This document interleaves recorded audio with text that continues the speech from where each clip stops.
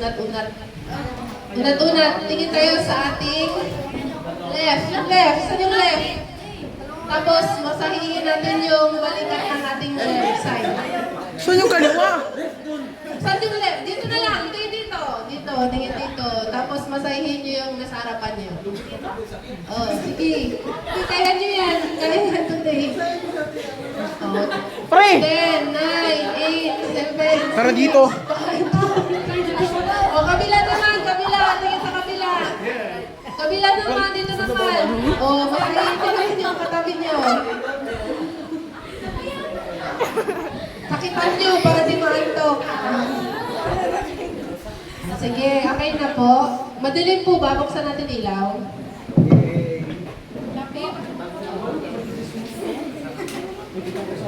Sige po.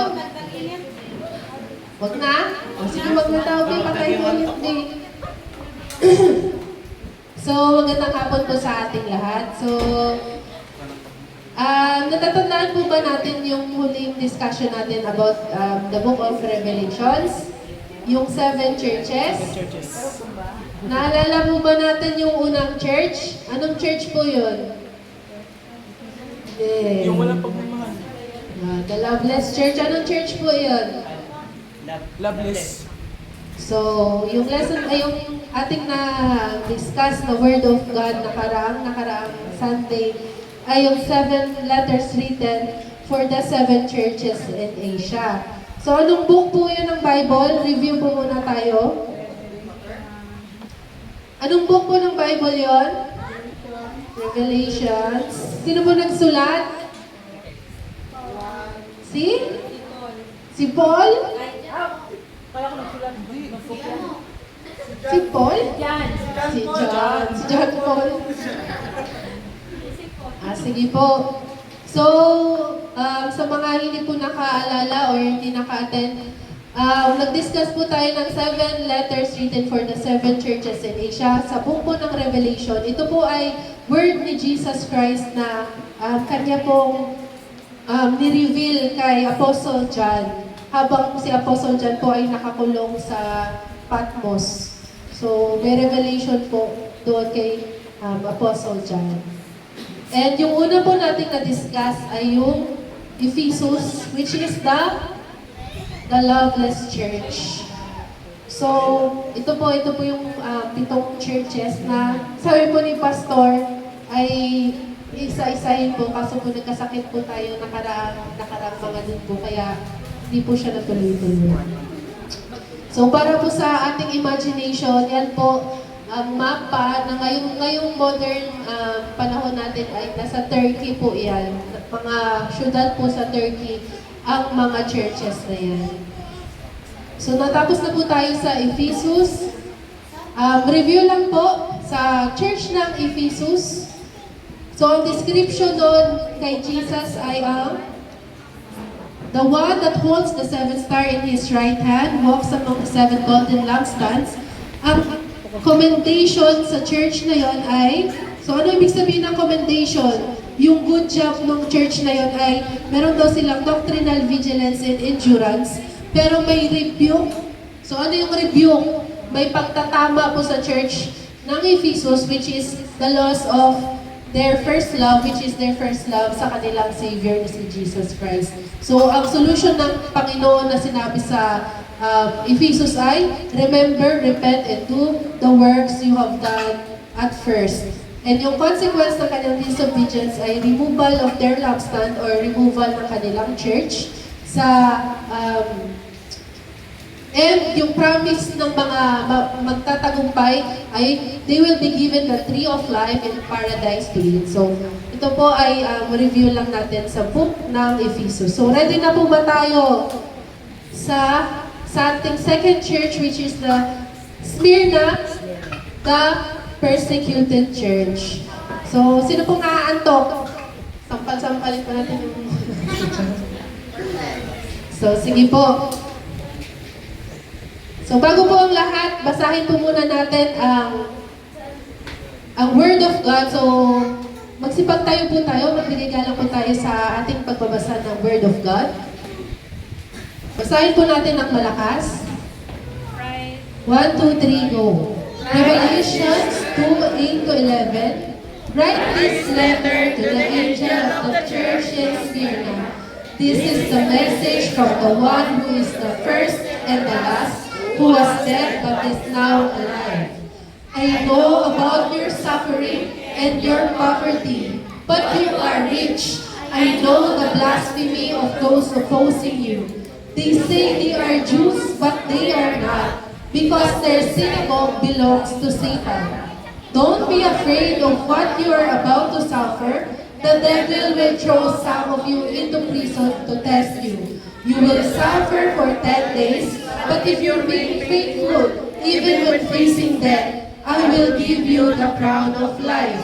Anyone with ears to hear must listen to the Spirit and understand what He is saying to the churches. Whoever is victorious will not be harmed by the second death. Basahin po natin sa Tagalog, sabay-sabay po tayo. Isulat mo sa anghel ng iglesia sa Smyrna. Ito ang sinasabi sa iyo ng simula at wakas, ang namatay at muling nabuhay. Alam ko ang mga kapighatian na dinaranas mo. Alam kong mahirap ka, ngunit ang totoo'y mayaman ka. Nalalaman ko rin ang mga paninirang puri sa iyo ng mga nagpapanggap na mga Hudyo. Ngunit ang totoo, sila'y mga kampo ni Satanas. Huwag kang matakot sa mga pag-uusig na malapit mong danasin. Makinig ka. Ipabibilang mo ng Diablo ang ilan sa inyo bilang pagsubok. Magdurusa kayo sa loob ng 10 araw. Manatili kang tapat hanggang kamatayan at gagantihan kita ng korona ng buhay. Ang lahat ng may pandinig ay makinig sa sinasabi ng Espiritu sa mga iglesia. Ang magtatagumpay ay hindi masasaktan ng pamalawang kamatayan. Bigyan po natin ang mga ating mga mata at manalangin po tayo sa ating Panginoong Diyos. Ama, maraming salamat po sa araw na ito, Lord God.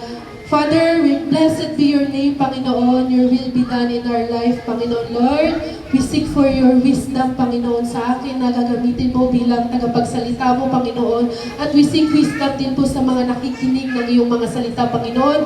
Tulungan mo po kaming maintindihan, Lord God, ang iyong ihahayag na salita ngayon, Lord God. Hindi namin kaya itong unawain, Lord God, sa aming makataong dunong, Lord God, but kailangan namin, Panginoon, ang iyong Holy Spirit, Lord God, para matutunan namin ito. May isang puso namin ito, Lord God, at may tanim ito sa aming puso upang, Lord God, sa aming pang-araw-araw, Lord God, ito ay makatulong sa aming bawat aksyon, bawat desisyon, Panginoon, na Lord God, sa pagpapakinig namin ng iyong salita, sa pag-aaral namin ng iyong salita, patuloy kaming magiging Christ-like, Lord God, until you come back, Lord God. We give you all the praises, Lord God, and glory, Lord God, sa hapong ito, Lord God.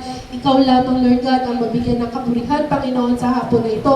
At I pray, Lord God, na salita mo lamang, Lord God, ang lalabas sa aking bibig. Itago mo po ako sa iyong likuran, Panginoon. Lahat po na ito ay dinadalangin namin sa matamis na pangalan ng Jesucristo. Lahat ay magsabi ng Amen. Sige po. Una po tayong lahat. So, ano daw po sabi sa verse na ating binasa?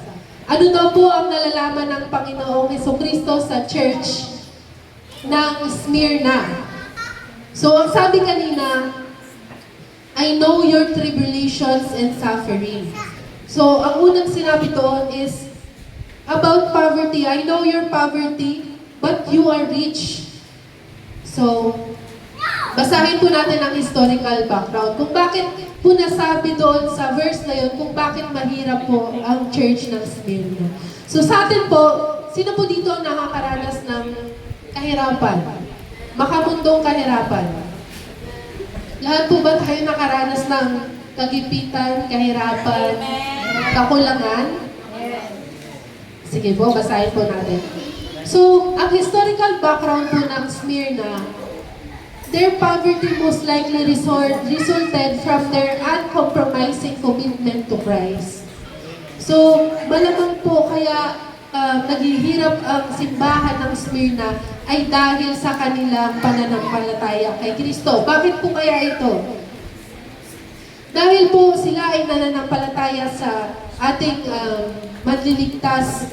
Sila ay nagre-refuse sa pagsamba sa mga Diyos-Diyosan ng Roman government. Christians were likely ostracized, losing their jobs, businesses, and standing in the community. So dahil po sila po ay may bagong pananampalataya na hindi alam ng mga tao sa paligid nila, sila po ay na-set apart, di ba? Para silang naban. Or yung mga opportunity na dapat nilang makuha ay nung nalaman ng kanilang pananampalataya ay unti-unti nila yung nawala sa kanila. Lalong-lalo na yung kanilang mga pangkabuhayan at yung kanilang status sa community. So employment was properly withheld from them. Shop owners were boycotted and their homes were robbed and vandalized. So yung mga halimbawa may tindahan, tapos nalaman na ay Christian may-ari niyan, i-boycott natin yan. Hindi tayo bibili dyan hanggang magsara sila. Yung mga bahay nila, hinaharas, ninanakawan, binabandalize, dahil lamang sa kanilang pananampalataya kay Jesucristo. So, sila ay nagukulang sa pera, pagkain, damit, at ibang material na bagay. Nakaranas na po ba tayo nakakulangan sa pera? Sa damit, pagkain, at sa ating mga pang-araw-araw na gastos? Oh, so, di ba? Kasi ang church ay hindi building, di ba? Ang church ay tao. So, maaari pong isa tayo na katulad ng para tayong Smyrna Church, di ba? Kasi ang church ay tao. So, napakaganda ng mga mensahe sa 7 churches na to dahil ma-analyze natin kung saan tayo doon, saan nalalapit yung mga pinagdadaanan natin doon at ano ang sinasabi ng Panginoong Jesucristo para ano ang gagawin natin kung yun ang nararanasan natin. Pero kahit na ang church na ito ay nagkukulang ng pera, pagkain, damit, o anumang material na bagay, basahin po natin ang sabay-sabay. But they are, sila ay spiritually rich.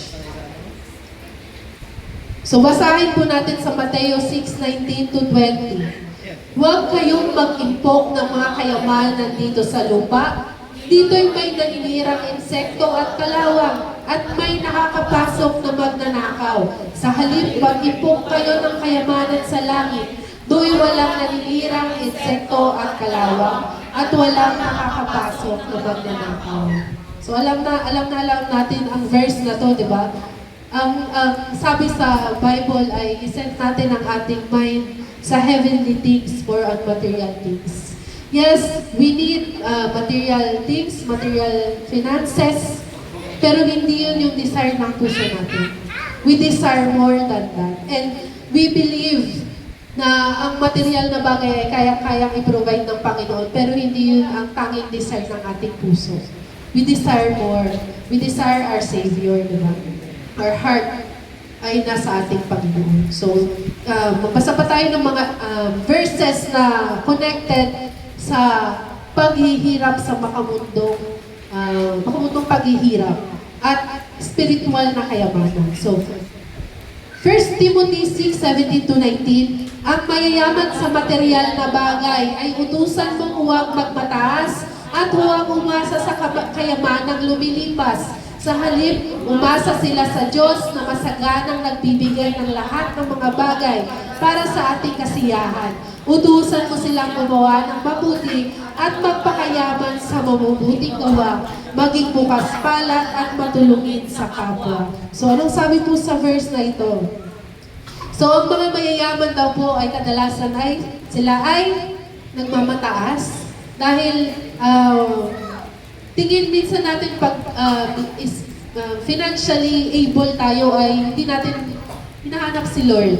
Kasi any wants, any needs natin, kaya-kaya natin kunin without praying, without thinking about God. So, ang tendency is kadalasan ay nagmamataas tayo kapag napakasagana ng ating buhay. Pero ang sabi dito, sabi daw ay umasa tayo sa Diyos na masaganang nagbibigay ng lahat ng mga bagay para sa ating kasiyahan. So, magtiwala tayo na ang Panginoong Diyos ay kaya i-sustain ang ating pangangailangan everyday. Minsan kasi, akala natin, alam natin yung pangangailangan natin. Kaya nadidisappoint tayo sa nangyayari sa buhay natin. Kasi Lord, hindi ito yung gusto ko. Pero magtiwala tayo. Naniniwala po ba tayo na ang Diyos ay alam ang lahat? Naniniwala ba tayo ang Diyos ay mas marunong kaysa sa atin? So minsan ganun, kaya tayo nadidisappoint kasi inuunahan natin ang Panginoon kung ano yung gusto nating ibigay niya sa atin. Kaysa sa isipin natin na ang Panginoong Diyos ay hindi inaalaw ang mga bagay na makakasama sa atin, na ang binibigay ng Panginoong Diyos ay sapat lang sa pangangailangan natin. Magtiwala tayo doon. Yes, mahirap. Lahat tayo nakaranas ng kahirapan. Pero bilang mananampalataya sa ating Panginoong Hesukristo, lagi nating isipin na ang ginagawa ng Diyos ay alam niya. Mahal ka niya, kilala ka niya, alam niya yung pangangailangan mo at yung kalagayan mo ngayon. Sa tingin mo ba hindi niya yan alam? Alam niya. Alam niya ang kakayanin mo, magtiwala ka lang. Grabe yung ipon-ipon. Bakit ba? Utusan mo silang gumawa ng mabuti at magpakayaman. So, ang inuutos sa atin ng salita ng Diyos ay magpakayaman tayo sa mabubuting gawa. Kanino natin ina-apply ang mabubuting gawa? Sa ating sarili ba? Sa ating kapwa. So, mag-invest tayo sa mabubuting gawa sa ating kapwa, sa ating pamilya, sa ating magulang, sa ating kapatid, sa ating kaibigan, sa mga estranghero. Maging bukas pala tayo at matulungin sa ating kapwa. Sa gayon, makakapag-impok sila para sa mabuting pundasyon sa hinaharap at makakamta nila ang tunay na buhay. So, naniniwala po ba tayo na ang ating tunay na buhay ay higit pa sa mundong ito? Naniniwala po ba tayo na may buhay pa after ng buhay natin na to? Amen. So, yun yung hope natin na Lord, naniniwala kami na after ng buhay na to, naniniwala kami sa lahat ng iyong pangako na pag naniwala kami, Lord, may igiginhawa pa ang aming buhay. Diba? So, sa Mateo 4:4, ngunit sumagot si Jesus. Ito yung tinukso siya ng Diablo, di ba? Sabi ng Diablo, ilang araw siyang hindi kumain at tinukso siya na gawin mo, tinapay ang batong ito. Pero ang sinabi ni Jesus, nasusulat, hindi lamang sa tinapay na bubuhay ang tao, kundi sa bawat salita na nagmumula sa bibig ng Diyos. So, hindi lang natin finifeed ang ating physical na katawan, kundi finifeed din natin ang salita ng Diyos ang ating spiritual na katawan. Baka tingnan natin yung katawan natin, alusog-lusog natin, diba? Sa physical, pero baka yung spiritual natin ay payat. Malnourished.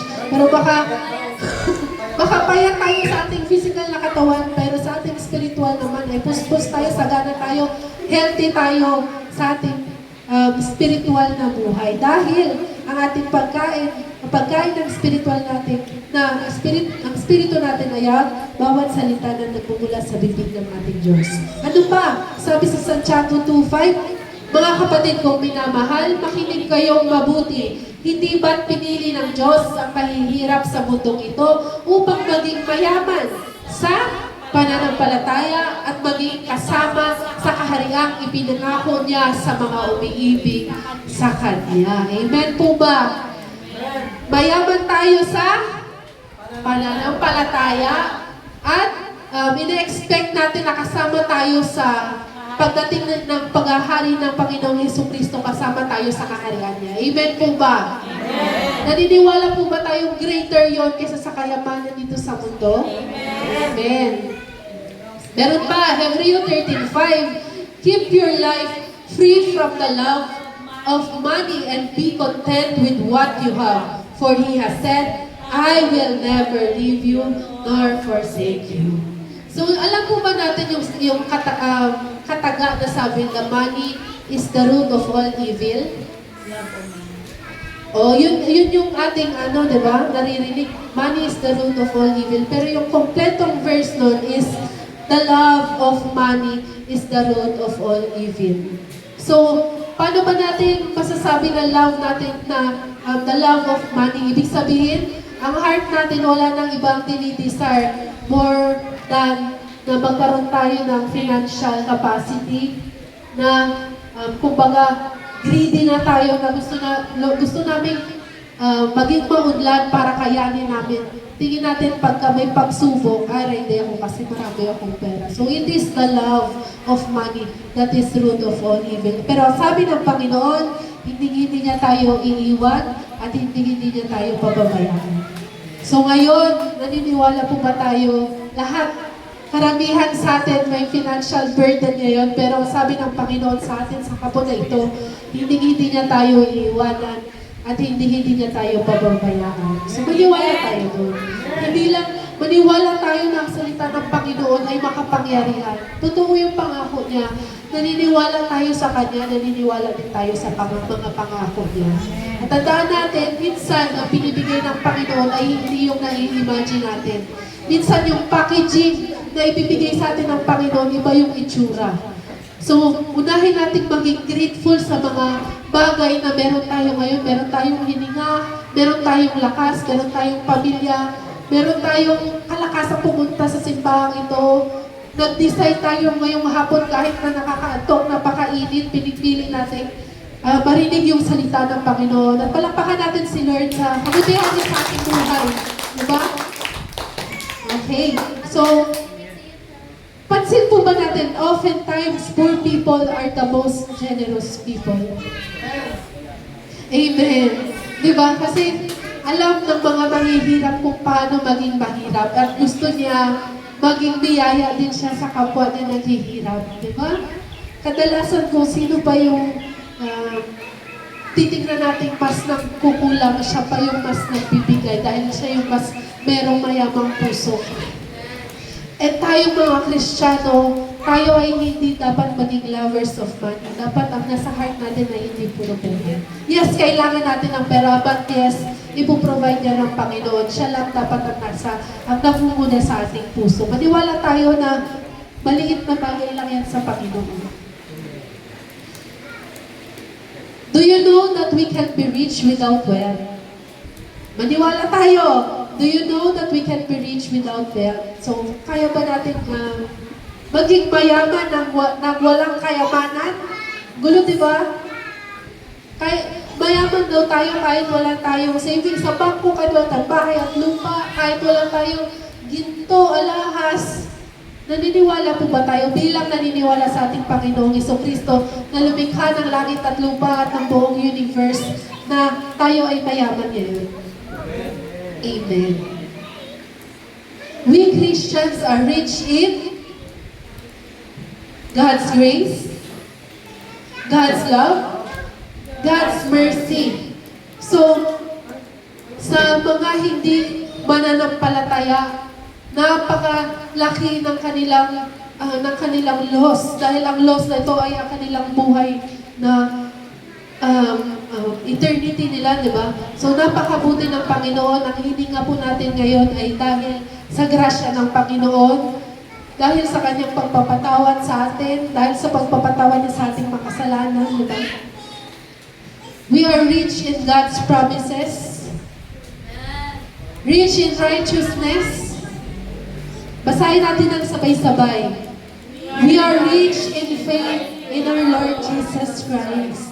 So, Panginoon, tulungan niyo po kami sa aming unbelief sa bagay na ito dahil kung titingnan ninyo, Lord, wala kaming pangbayad ng bills namin, napakarami naming utang.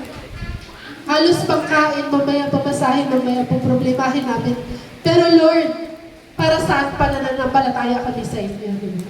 Para saan pa na nakikinig kami ng iyong salita, na naniwala kami na kaya mo nga kaming iligtas sa aming eternity. Ano lang ba yung kaya mo kaming buhayin sa mundong ito? At naniniwala kami na kung ano yung nararanasan namin ngayon. Lord, naniniwala kami sa perfect timing mo.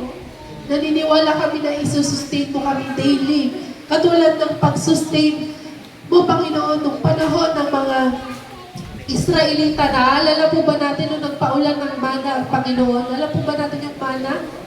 Yung heavenly bread. Anong sabi ng Panginoon? Huwag kayong kukuha ng sobra sa inyong pangangailangan. Dahil anong ibig sabihin pag kumuha ka ng sobra sa iyong pangangailangan?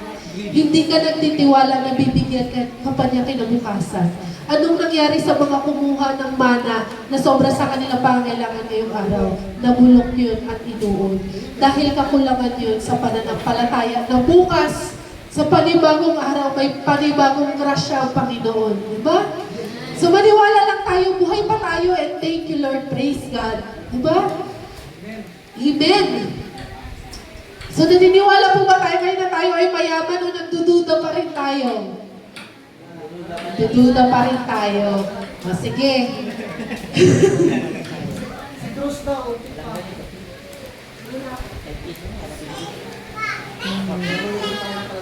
O sige. Doon na tayo sa ating pangalawang sinabi sa verse kanina kung ano yung mga pagsubok na nararanasan ng church sa Smyrna. So, sabi kanina, ini-islam, may blasphemy sa kanila ang mga Hudyo na nagsasabing sila yung Hudyo pero hindi naman. So, ito ang persecution. So, basahin natin ulit. Alam ko ang mga kapighatian na dinararas mo. Alam kong mahirap ka, ngunit ang totoo ay mayaman ka. So, yung sa hindi pa naniniwala, mayaman ka ngayon kung ikaw ay tunay na naniniwala sa Panginoong Diyos. Kung ikaw ay nagdududa sa kayamanan na meron ka ngayon, baka nagdududa ka sa kakayahan ng Diyos na sinasamba mo. Amen po ba? Nagdududa ka ba sa kakayahan ng ating Panginoong Diyos? Nagdududa ka ba sa will niya? So maniwala ka, hindi man ka panipaniwala sa mata nating mga tao, pero maniwala tayo sa supernatural blessing ng Panginoon na ibinibigay niya sa atin. Maniwala tayo. Dahil minsan sa ating unbelief, yun yung umahadlang sa mga biyaya ng Panginoon sa atin.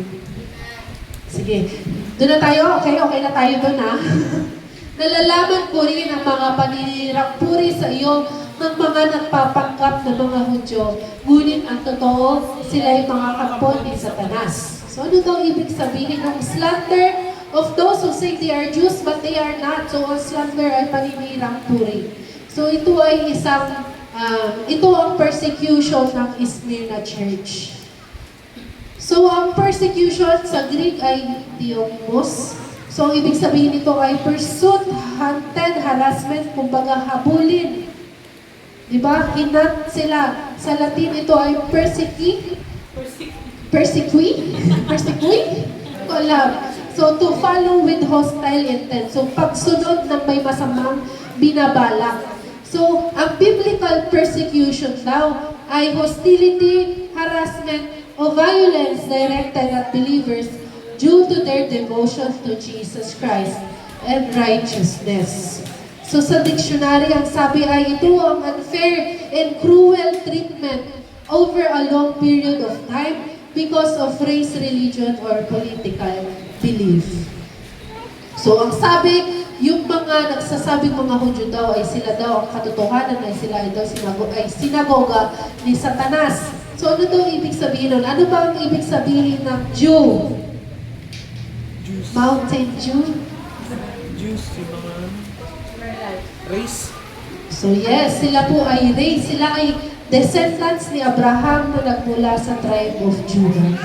So sa 12 tribes of Judah po, nahati ng north and south yung Israel. Yung nasa north ay Israel at ang nasa baba ay Judah. Pero parehas sila mga tribes ng Israel. Pero na-lost or naubos yung nagkawatak-watak yung north portion ng Israel dahil nasakop sila ng iba't ibang mga lahi at ang nanatili ay ang southern part ng Israel which is the tribe of Judah at kaya yung Judah doon galing yung word na Jew. So, alam naman natin na ang mga Israelites are in covenant with God through Abraham, the father of faith. Naalala po ba natin ito? Na si Abraham, dahil sa kanyang pananampalataya, kaya ibinless ang kanyang lahi. Sige, i-review nyo na lang po. Dahil sa pananampalataya ni Abraham, nung siya'y tawagin ng Panginoon na Abraham, halika, ikaw ay magiging ama ng great nation na magiging priest all over the world. You are to be set apart. You are to be a holy nation na kayo ang magiging, kumbaga, iluluok up ng ibang country kung paano sambahin ang tunay na Panginoon.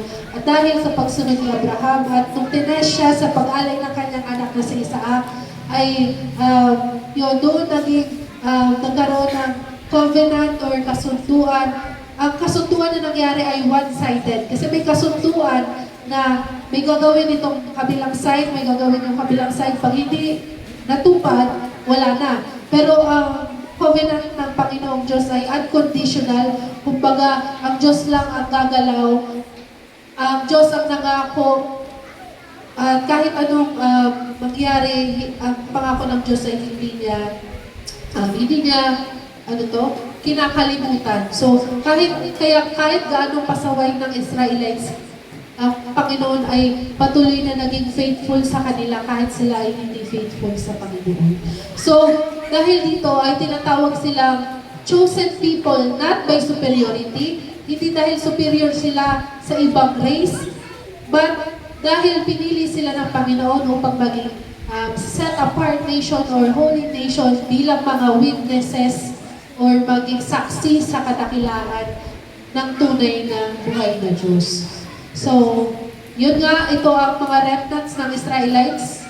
Kaya ang tawag na sa mga Israelites ngayon ay Jew, they're from the southern kingdom, at sa lahi ni Judah. Hindi yung Judah na anak namin pero doon siya pinangalan. Doon po nanggaling ang linya ng lahi kung saan ipinanganak ang ating Yesong Kristo, ang ating tagapagligtas na si Yesong Kristo. So ang mga Hudyo ay namumuhay according sa batas na binigay ni Moses sa kanila sa Old Testament. Example lang ito, they are circumcised, they do temple sacrifices para maituring silang malinis, they preach the law at synagogues, they are strict in the religious laws, lalo na yung mga sekta ng mga Israelites, ng mga Pharisees and Sadducees na sila ang mga nag-traitor sa ating Panginoong Jesus para maipako siya sa cross. At para sa kanila, tayong mga hentil, tayong mga lahing hindi Israelita ay kinoconsider nilang madumi. So, para rin linisin yung kanilang sarili ay sinusunod sila sa batas na binigay ni Moses. Pero alam naman po natin na ang batas na binigay ni Moses ay temporary. At ang totoong naglinis natin ay ang sakripisyo lang ng walang kasalanan at banal nating Panginoon na si Yesu Cristo. Yun ang ating ultimate na naglinis sa atin at hindi yung mga temporary animal sacrifice no Old Testament. So, i-review na lang po natin yan. So, what does it mean that they claim that they are Jews but are not? Why are they called the synagogue of Satan? So, the synagogue of Satan was a group of unbelieving Jews who were persecuting Christians. So, unbelieving Jews, kanino sila may unbelief? Kay Jesus. Alam niyo po, yung Old Testament, napakaraming books sa Old Testament na nag-predict ng pagdating ng Messianic Savior ng mundo na manggagaling sa kanilang lahi. Pero kahit na natupad yun, kahit nakabisado nila yung law, yung libro,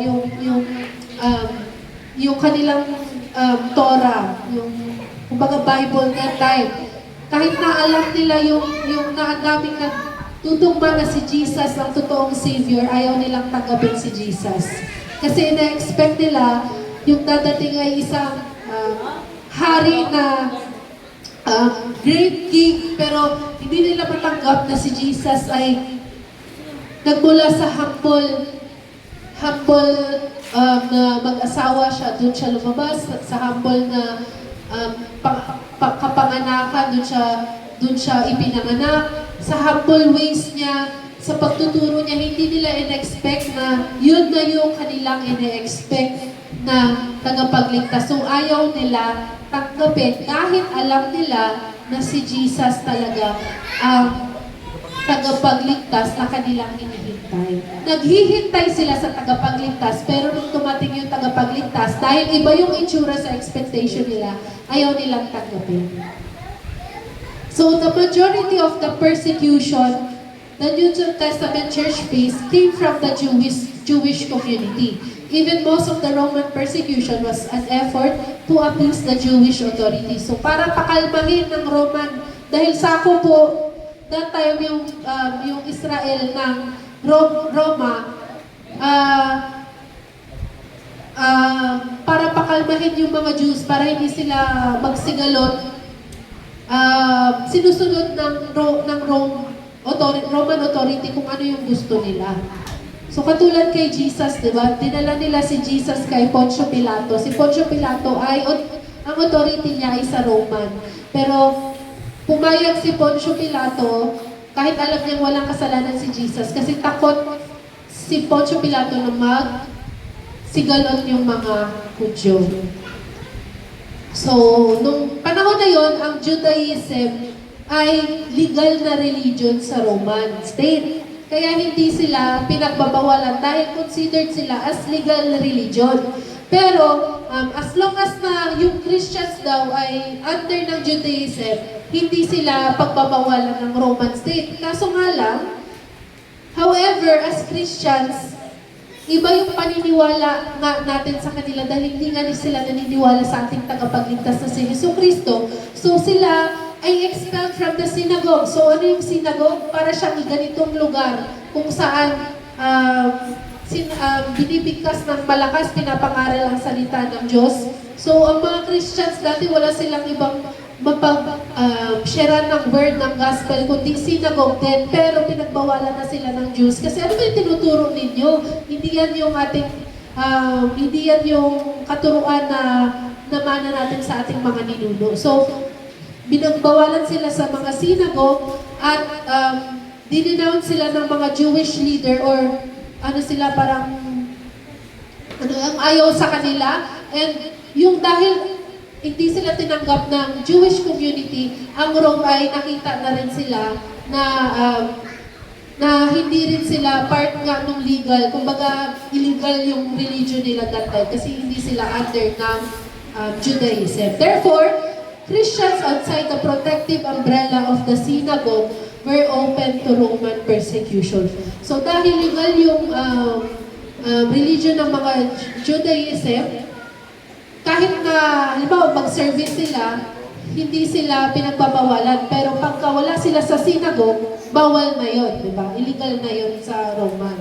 So, the synagogue of Satan say that they are Jews or the people of God, and they persecute those who believe in Jesus, the Messiah, the true people of God.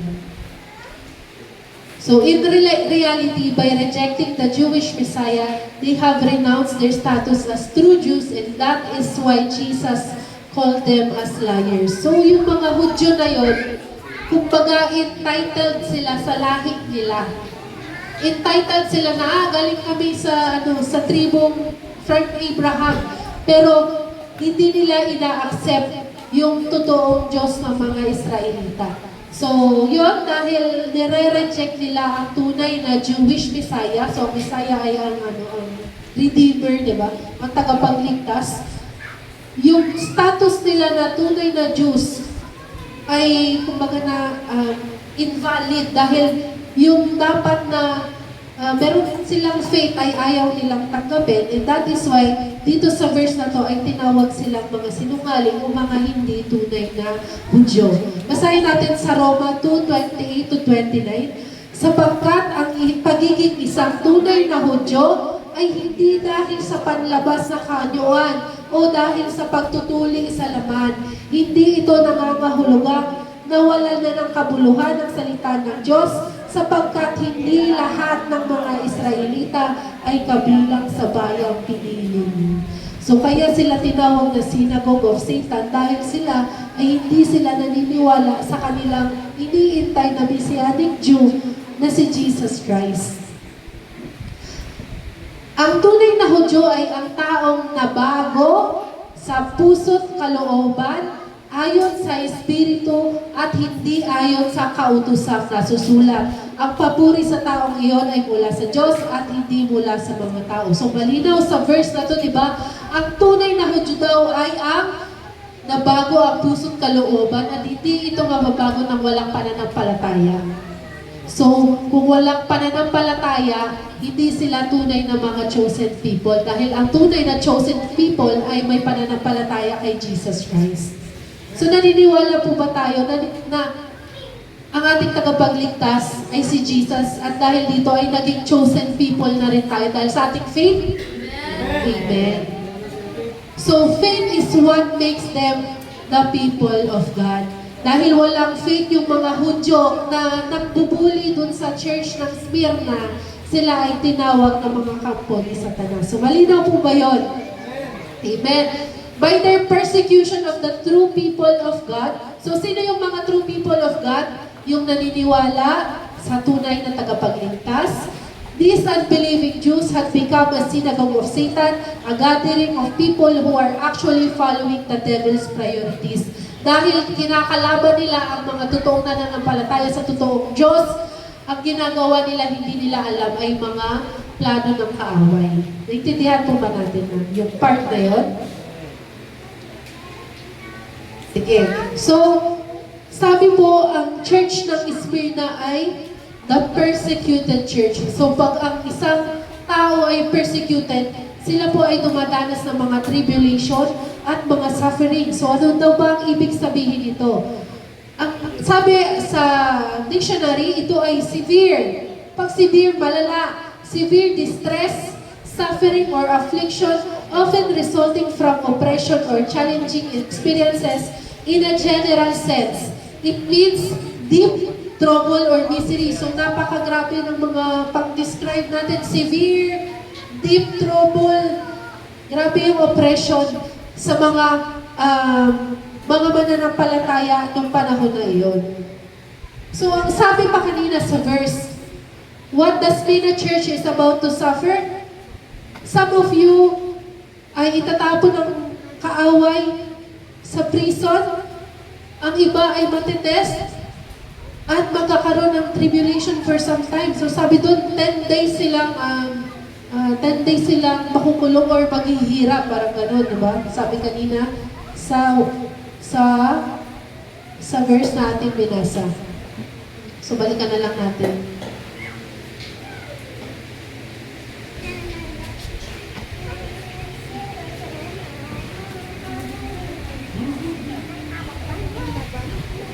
Yan.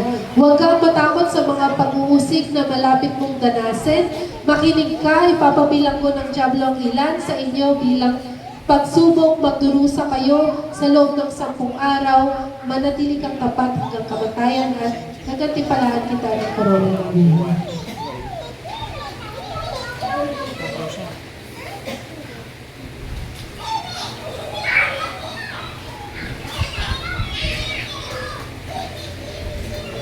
Okay po. So, nasa conclusion na po tayo. So, ngayon po ba naniniwala na po ba tayo na tayo ay mayaman kahit tayo ay naghihirap? Kanina hindi pa eh.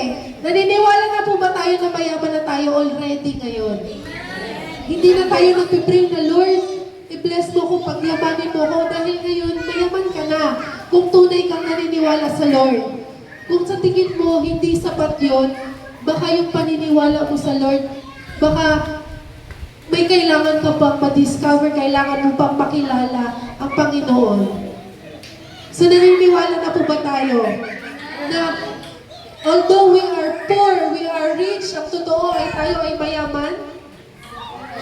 Sabihin nga po natin, I am rich. I am rich.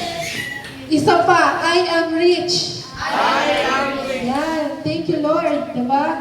So, sa ating conclusion, so these are all the tribulations, sufferings of the Smyrna church. Napansin niyo po ba na sa church ng Smyrna, hindi sila sinaway ng Panginoon? Naalala po ba natin yung nakaraang church, sinaway sila ng Panginoon? Na sabi, kung hindi ninyo gagawin ito, mawawala yung church ninyo sa posisyon niya. Pero sa church na ito, although mahirap sila, although inaapi sila, pero walang rebuke ang Panginoon sa church na ito. Amen po ba? Amen.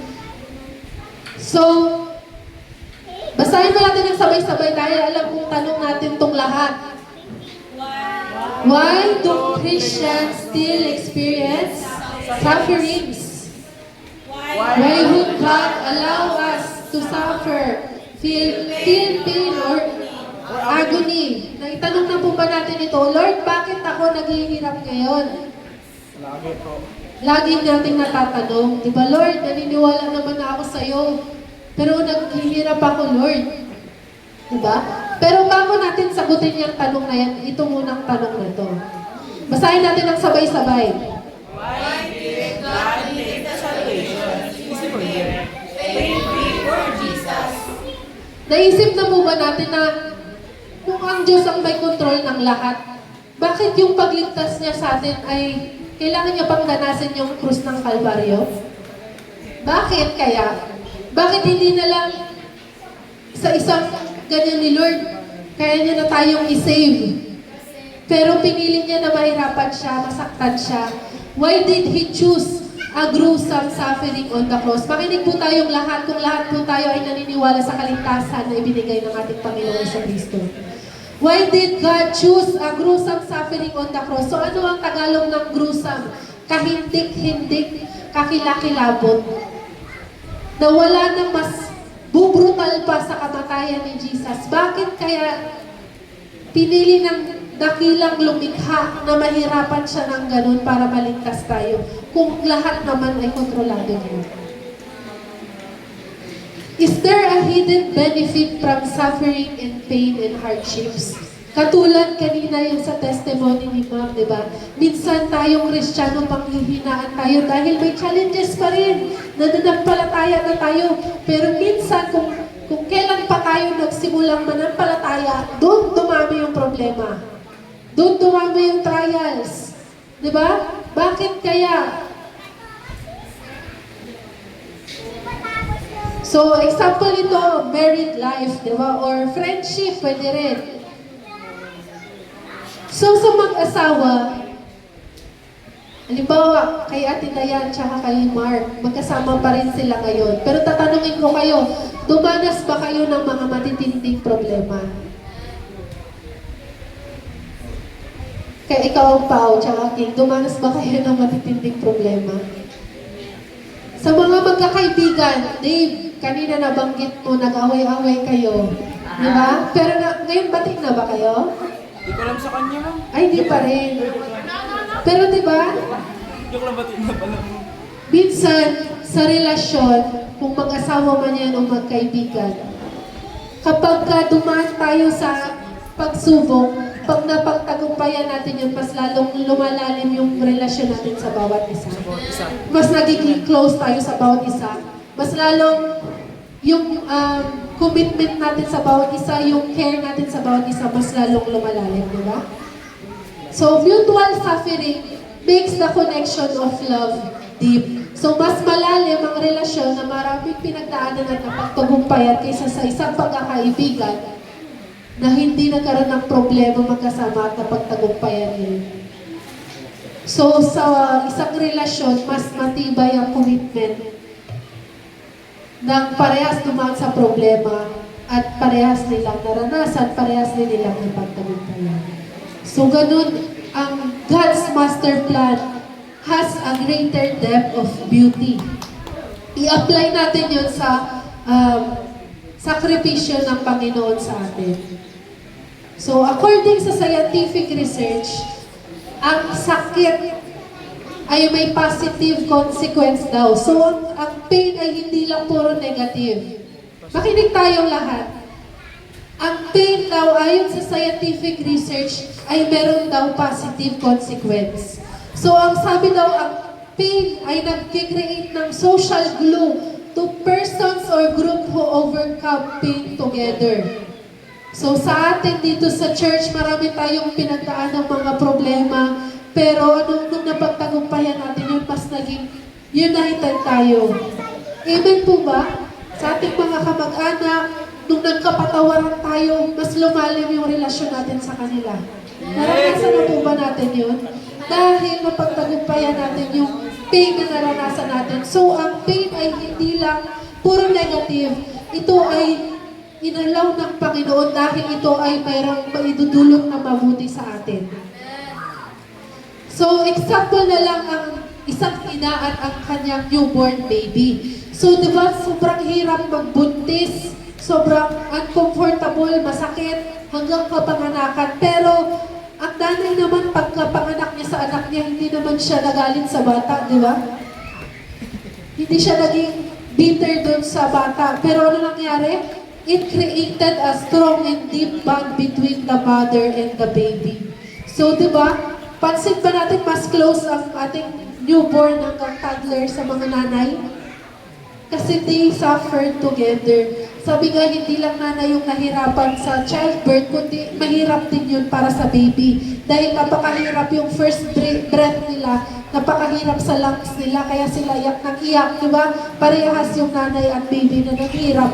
Kaya, mapapansin natin na iba yung bond ng mother and daughter kaysa sa mother and child kaysa sa child at father. Yung sa child at father, sa paglaki na nade-develop, di ba?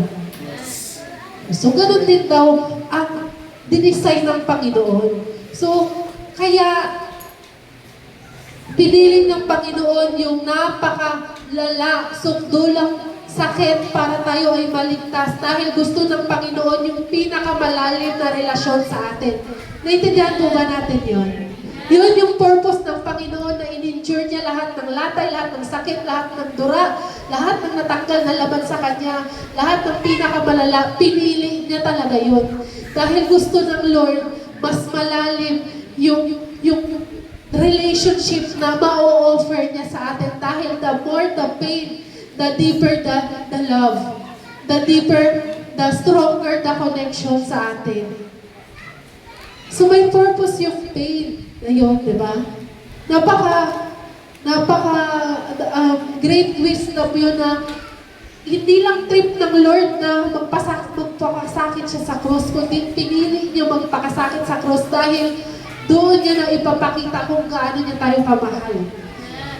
So our Creator willingly embraced excruciating suffering not only to redeem us, hindi lamang upang maligtas tayo, pero dahil dinidesire niya ang closest possible bond with His beloved, which is the church.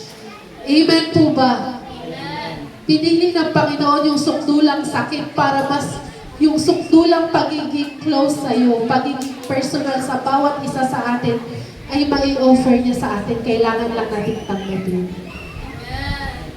Nauunawaan po ba natin yung pain and suffering? Sige po. Balik natin dun sa tanong kanina. Bakit tayong mga Kristiyano ay nakakaranas din ng pain and suffering? The same is true for us. How is a closer bond achieved in our part? So basahin po natin sa Filipos 3:10. Basahin po natin ng malakas. Ang tanging hangarin ko ngayon ay lubusang makilala si Kristo, maranasan ang kapangyarihan ng kanyang muling pagkabuhay, makibahagi sa kanyang mga paghihirap at maging katulad niya sa kanyang kamatayan. So yung pain at suffering na nararanasan natin ngayon ay grasya ng Panginoon sa atin. Bakit? Dahil pagkakataon na natin ibalik sa Panginoon, gawin yung part natin, ginawa niya na yung part niya, sukdulan na yung sakit na dinanas niya para maging close siya sa atin. Ngayon, panahon naman, nung tanggapin natin yung sakripisyo niya, panahon naman na ibalik natin, ipakita naman na, Lord, kaya kong tanggapin yung sakit kasi gusto kong patunayan, gusto kong maging malapit sa iyo. Gusto kong maging malalim yung connection ko sa iyo, Lord.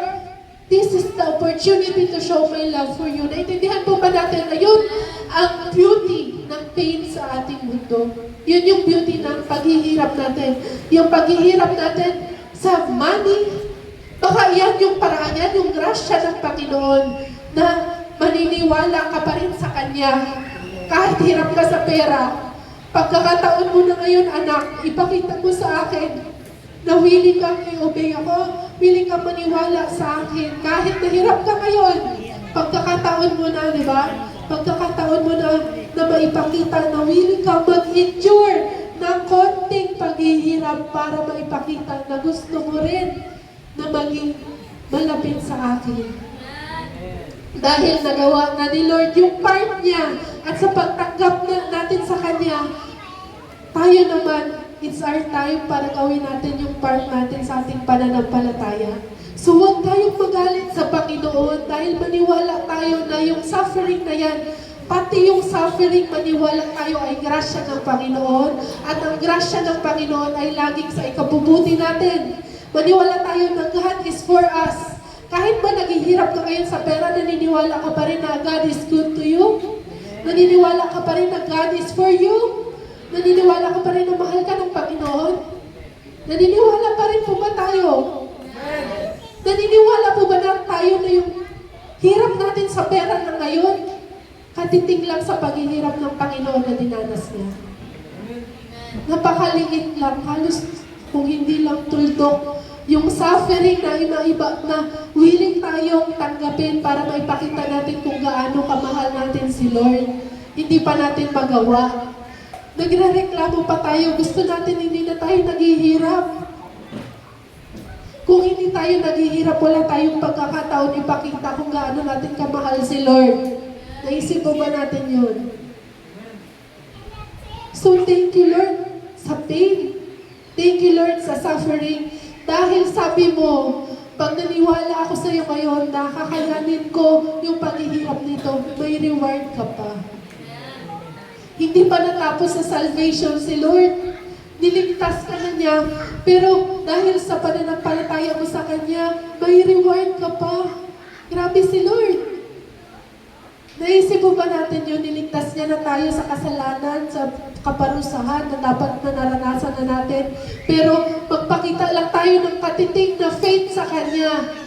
May reward pa tayo. Naisip mo ba natin yun, katiting lang yung kahirapan na naranasan natin ngayon sa ibinigay ng Panginoon para tayo maligtas. So naniniwala po ba tayo na tayo ay pinagyaman na ngayon ng Panginoon dahil sa ating pananampalataya sa Kanya? Nagpapasalamat po ba tayo sa Panginoon ngayon? Kahit ganito yung sitwasyon natin, thank you Lord pa rin po ba? Praise the Lord pa rin po ba? God is good pa rin po ba? Amen. So basahin ulit natin. Sige, Paul, sabi dito, si Paul ang nagsabi nito eh. So sabi dito, Paul wants to suffer with Jesus because he wants to know Him more deeply and have a stronger connection with Him. So ganun din po sa atin.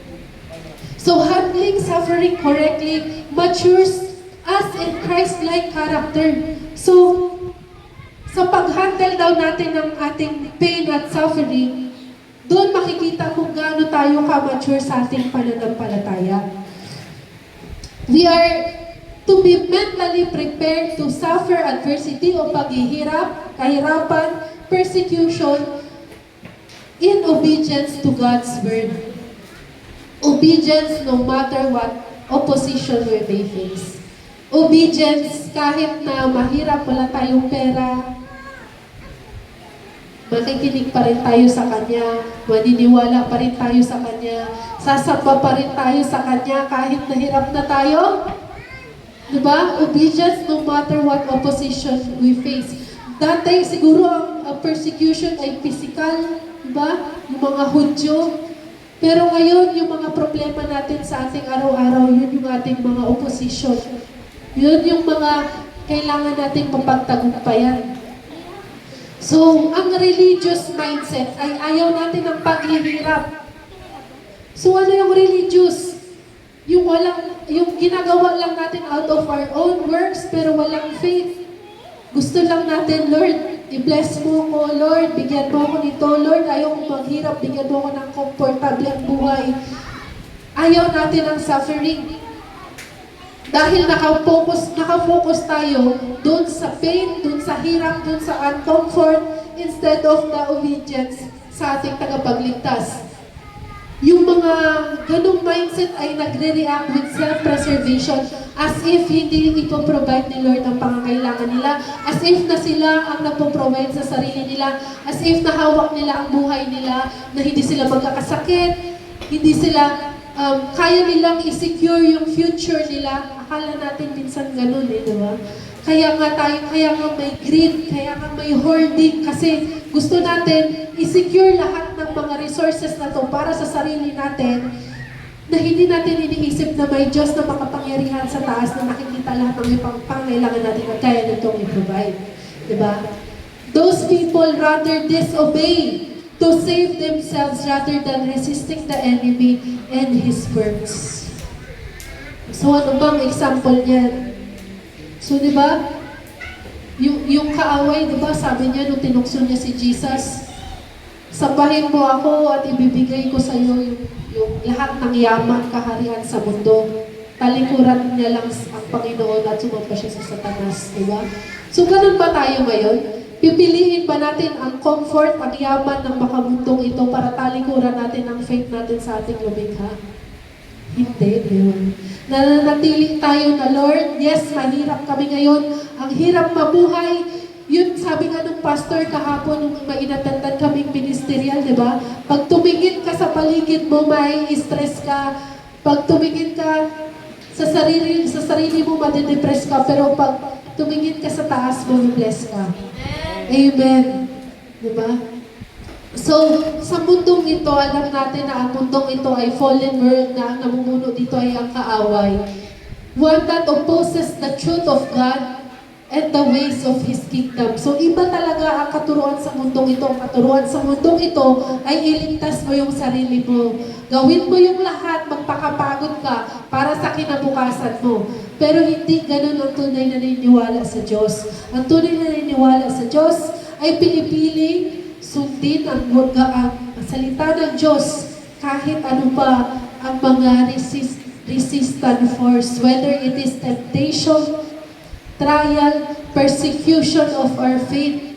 So minsan, di ba, walang-wala na tayo, nananip na tayo sa Panginoon, pero minsan kumakapit tayo sa patalim. Kumakapit tayo sa hindi magandang bagay dahil hindi natin naiisip na mayroong makapangyarihang Diyos na siya ang bahala sa atin. Akala natin, gagawa ako ng paraan para sa aking kinabukasan, di ba? So, kung ganun pa rin ang ating pananampalataya, di ba? Kailangan natin makilala kung sino ang tunay na Diyos, sino si Jesus, kung ano ang kanyang mga pangako sa atin. At lahat ng kanyang pangako ay hindi niya kinakalimutan, ginagawa niya ito. So, anong sabi kanina dun sa verse? Be faithful unto death. Maging tapat hanggang kamatayan. Kaya ba natin yun? Kaya ni Job. Kaya ni Job eh. Kaya natin yun, di ba? So sabi nga, di ba, kaya kanina nire-request ko sana yung kantang ito dahil, di ba, sabi sa kantang In Christ Alone, till He returns or calls me home. Kung bumalik man siya or kung mamatay man ako, tawagin niya na ako sa kanyang bahay. Here in the power of Christ I stand. So, naniniwala ako sa kapangyarihan ng Diyos sa aking buhay. Hanggang bumalik man siya, kung ano man ang mauna, kung bumalik man siya o mamatay man ako, alin ba ng mauna, naniniwala pa rin ako sa kapangyarihan niya sa aking buhay. God is in control of our lives. So sabi sa 2 Timoteo 2:12, malapit na po tayo matapos. Kung tayo nagtitiis ng hirap sa mundong ito, basahin po natin ng sabay-sabay. Maghahari din tayo, kapiling niya, kapag itinakwil natin siya, itatakwil niya rin tayo. So piliin po natin na magtiis dahil hindi tayo iiwanan ng Diyos. Pero pag itinakwil natin siya, itatakwil na rin tayo. Pero sa lahat ng paghihirap ng simbahang ito na ang gantimpala pag ipinangako sa simbahan ng Smyrna. Sabi ay bibigyan sila ng crown of life at the one who conquers will not be hurt by the second death. So, ito ang tingnan lang natin yung comparison ng Ephesus sa Smyrna. So, may rebuke. Tingnan natin, may rebuke ang Panginoong Jesucristo sa Ephesus. May consequence sila ng kanilang disobedience. Pero sa church ng Smyrna, wala. Naghihirap sila, pero walang rebuke ang Panginoon sa kanila. Kumbaga, they are found faithful. Ang sabi na lang ng Panginoon ay, keep the good fight, di ba, until I return. So, panatilihin nila yung faith nila. Ang solution daw, be faithful unto death. Tama na yung faith ng mga ng taga-simbahang Smyrna, kailangan na lang nila itong panatilihin hanggang sa kamatayan nila. At ang pangako dito, they will be given the crown of life and will not be hurt by the second death. Ay, ang second death ay ang paghuhukom ng ating Panginoon at ating buhay magpakailanman. So, di ba? Kung tayo man ngayon ay nakakaranas ng suffering, tribulation, kahirapan, persecution, ang sabi ng Panginoon, patuloy lang. Padayon lang. Padayon lang. I will sustain you. I will give you strength. I will comfort you. I will provide for you. Maniwala tayo sa mga pangako ng Panginoon na hanggang kamatayan ay kaya niya tayong i-sustain. So sabi sa 1 Peter 1:6-7, basahin natin ang sabay-sabay. Ito'y dapat ninyong ikagala kahit na maaaring magdanas muna kayo ng iba't ibang pagsubok sa loob ng maikling panahon. Ang ginto, bagamat nasisira, ay pinapadaan sa apoy upang malaman kung talagang dalisay. Gayon naman ang inyong pananampalataya na higit na mahalaga kaysa ginto ay sinusubo upang malaman kung ito'y talagang tapat. Sa gayon, kayo'y papupurihan, dadakilain at pangrarangalan sa araw ng mahayag si Jesucristo. So, ang pagsubok ay isa ring testing ng ating faith, kung tunay ba ang ating faith, kung ang faith ba natin ay sa totoong tagapagligtas. Kilala ba talaga natin kung sino ang ating sinasamba? Amen. Sabi sa Juan 16:33, sinabi ko ito sa inyo upang sa inyong pakikipag-isa sa akin ay magkaroon kayo ng kapayapaan, magdaranas kayo ng kapighatian sa sanlibutan ito. Ngunit, tibayan ninyo ang inyong loob na pagtagumpayan ko na ang sanlibutan. I have overcome the world. Tapos na. It is finished. Kailangan na lang natin tanggapin si Jesus, sundin ang kanyang utos, at manatiling faithful hanggang katapusan, hanggang dulo. So, akala ko mas mahaba ang church ng Smyrna kaysa sa church ng Ephesus, pero ganda ng mensahe niya, napakaganda na na-discover natin na there is beauty sa ating suffering. And thank you, Lord. Thank you, Lord. Thank you, Lord, sa blessing. Pero mas thank you, Lord, sa pain and suffering. Amen po ba? Palakpakan po natin ang ating Panginoon. Napakabuti ng ating Panginoon. So, inaanyayahan ko po ang ating music ministry sa ating pagtatapos na awitin po ang ating huling inaawit kanina. Bago po tayo mag-pray ng ating closing prayer.